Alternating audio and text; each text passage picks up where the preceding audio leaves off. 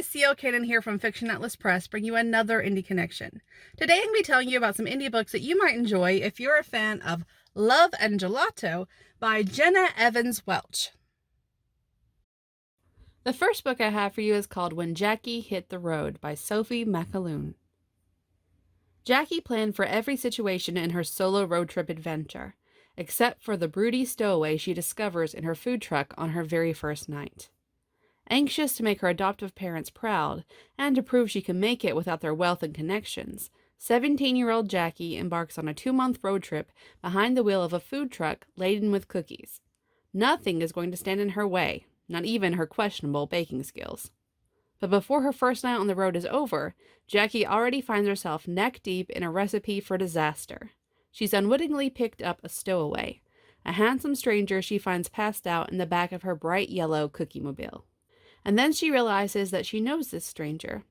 He's her estranged childhood best friend, the boy she hasn't seen since their tragic day that claimed the lives of both their parents 7 years ago.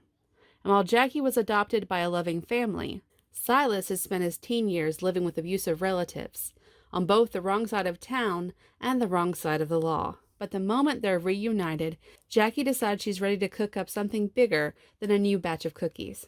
After a call to his caseworker, she manages to recruit Silas as her reluctant co-pilot, and her cookie-selling road trip becomes the opportunity she spent 7 years waiting for, the chance to make things right for what happened that fateful afternoon that separated them. That'll only happen if this wisecracking, brooding bad boy sticks to the recipe. And with the temperature between them rising, it's not just Jackie's cookies that could get burned if things go wrong. The second book I have for you is called Everything I Knew to Be True by Raina York. How do you accept love when everything around you is falling apart? It was never easy for Cassie and her mother, struggling to make ends meet in their tiny apartment in the Bronx, but they had each other, and that was enough. When her mother dies suddenly from cancer, Cassie is forced to finish high school in California with a wealthy friend of her mother's. Living with the Stantons is the complete opposite of what she's used to. The massive house, a traditional family unit, and Cody, the spoiled, insanely good-looking son, with the bedroom across the hall. Broken with grief and struggling to fit in, Cassie meets Mila, a female powerhouse that helps her cope with a hidden past, the overwhelming future, and a shared experience no one should have to endure. A nightmare they both thought was over. The third book I have for you is called Cross Country Hearts by Suzanne August. Her sister is the bride, his cousin is the groom. This love story involves 2 enemies, 1 car, and an epic road trip. June's sister April is getting married. The lucky guy?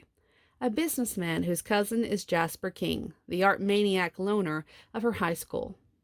The hate between them is mutual, but they can't avoid one another before the wedding.